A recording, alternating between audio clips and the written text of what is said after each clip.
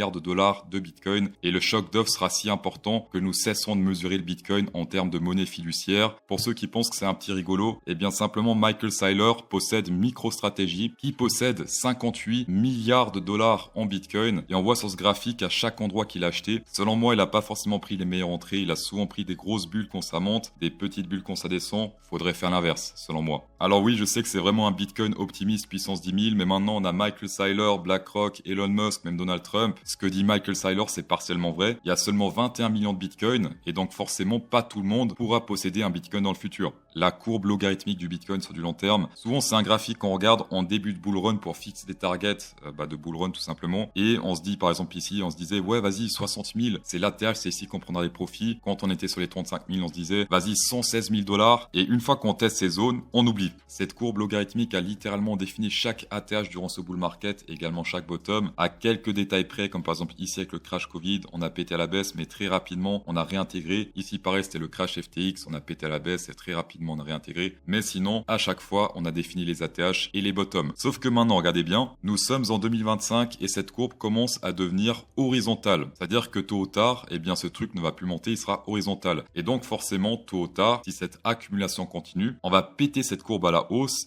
et la transformer en support. Cela nous permettra de passer dans une nouvelle phase de bull run totalement différente de ce qu'on connaît ici depuis 2009. Je pense, avis perso, que plus on avancera dans le temps, moins le Bitcoin fera des bull markets incroyables, mais fera plus des trucs similaires à l'or. Puisque plus le market cap sera élevé, plus il sera difficile de faire bouger le prix avec pas beaucoup d'argent, comme on le fait maintenant sur le Bitcoin depuis maintenant pas mal d'années. On rappelle que c'est grâce à cette courbe-là que j'ai réussi à shorter le Bitcoin proche de l'ATH à 105 000 $ et faire une position de 44 000 $ de profit juste en shortant le Bitcoin. Je sais que c'est pas ce qu'il y a de mieux shorter le Bitcoin sur du long terme. Après, CryptoSauce c'est un trader, donc il fait simplement ce que dit le graphique et non pas ce que CryptoSauce veut. Un petit peu de on-chain, on est rentré pour la première fois dans du négatif parmi les top traders à levier. Donc on a fait 2 bougies 4 heures de négatif. Là, il y avait plus de levier short que de levier long. Je rappelle que toutes ces zones-là, c'est souvent très intéressant pour longuer. Et les TP, ça se passe en général quand on rentre dans le vert. Là, pour l'instant, un petit peu de vert. Donc petit TP selon moi. Les TP plus importants, c'est quand on voit du vert comme ça ou du vert comme ça. Là, c'est attention. La tendance risque de se retourner sur du court moyen terme comme on l'a fait dans ces zones-là. Pour l'instant, c'est prudence. J'éviterai de long dans cette zone-là, même si on peut monter 10 fois plus haut. Mais en tout cas, si on suit simplement les top traders, pour l'instant, ils sont sur du neutral et plus vraiment sur du bullish extrême. Vu qu'on a pété tous les niveaux FIB au standard à la hausse, on doit prendre l'extended FIB, hop, et pour l'instant, on peut voir que les niveaux majeurs, ça se passe ici. La zone danger, la zone golden pocket, 112 000 $ et 114 000 $, donc cette petite zone-là. Chose intéressante pour le bull market précédent, regardez ça, si on prend vraiment ce crash Covid, le premier top, le premier bottom, regardez ça, on s'est fait rejeter pile poil par cette zone de danger. Après, ce qui est un petit peu différent ici, c'est que simplement on a pris par rapport au pump précédent et non pas par rapport au bottom du bull market. Si on prend vraiment le bottom bull market, hop, comme ça serait un petit peu différent, 133 000 $, 137 000 $ même. Et pour ceux qui veulent prendre carrément ce rebond-là, nous sommes actuellement pile poil sur le 1 Fibonacci Extended. C'est pour ça que je préfère ce genre de Fibo avec des golden pockets. Ici, légèrement plus haut par rapport à l'ATH, tout comme ici, on était légèrement plus haut par rapport à l'ATH précédent. Tout le monde était totalement bullish ici, après rejet à la baisse. Je sais, c'est terrible, mais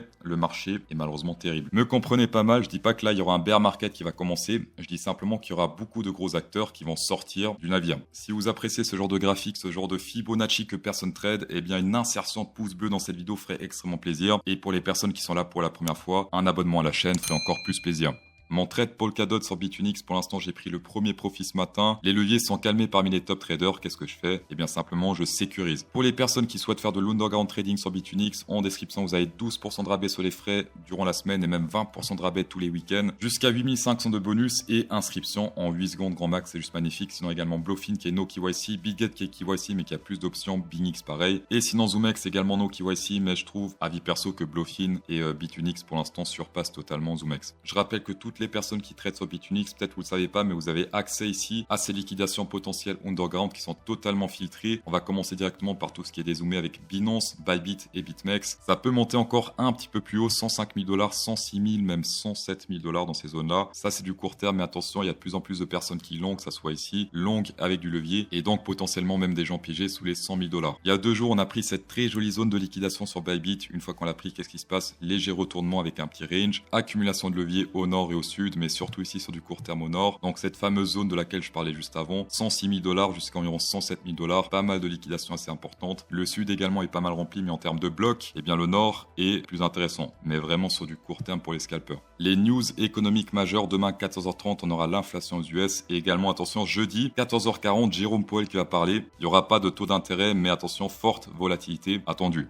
Côté ETF, la FOMO s'est calmée un petit peu, donc ça c'est peut-être un petit peu de respiration sur le marché. Mais en tout cas, pour l'instant, absolument tout le monde est en profit, ce qui est indirectement une bonne chose. Mon avis perso sur tout ça, c'est que là, on a beaucoup pump avec beaucoup d'argent qui est rentré. Là, on a beaucoup pump avec pas tant d'argent que ça qui est rentré. Ce qui est plutôt positif. Je rappelle que le Bitcoin aime bien monter avec le moins de monde possible à bord. L'open interest graphique également très intéressant quand on regarde sur la chaîne. Ne pas confondre s'il vous plaît avec les maps de liquidation, ça n'a rien à voir. Là on parle uniquement d'ouverture de position et non pas de zone de liquidation potentielle. Et donc ces zones-là font plus office de support résistance plutôt que de zone d'attraction. Sur le Bitcoin, la dernière vraie zone d'intérêt, ça se passe à 97 500 $. Après il n'y a plus grand chose. On voit des positions qui s'ouvrent ici, mais c'est pas aussi énorme. 241 millions, 191 et 223. Sauf que là on était sur du 360, 325 et 900 millions de Bitcoin, presque 1 milliard, ce qui est juste énorme à 95 072 $. Donc pour l'instant vraiment le support majeur que je vois sur ce graphique, ça se passe à 95 000 $. Si on pète ce niveau à la baisse, eh bien il pourrait se transformer en zone de résistance. Toute cette zone-là risque de devenir résistance et ça risque de fortement puer par la suite puisqu'on pourra très facilement aller jusqu'à environ 90 000 $, voire beaucoup plus bas. Mais pour l'instant ce niveau tient et même que des petites zones d'open interest semblent faire office de support et de petite résistance. Ça c'est le côté positif. Le côté un petit peu négatif, c'est que regardez, une fois qu'on pète les 103 000 $ à la baisse, il n'y a plus grand chose niveau intérêt jusqu'à environ 97 000. Donc là, on peut avoir une forte volatilité à la baisse si on pète ce niveau ici, plus ou moins des 103 000 $ qui s'est créé ici le 11 mai.